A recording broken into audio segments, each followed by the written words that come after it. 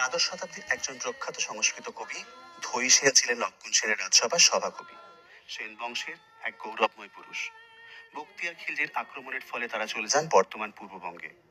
পূর্ববঙ্গ থেকে কাশী যাওয়ার পথে এই সেন বংশেরই পরবর্তী পুরুষ রাম সেনের বজ্রাভেরে গুপ্তিপাড়ায় বা তৎকালীন গুপ্তপল্লী গঙ্গার ঘাটে।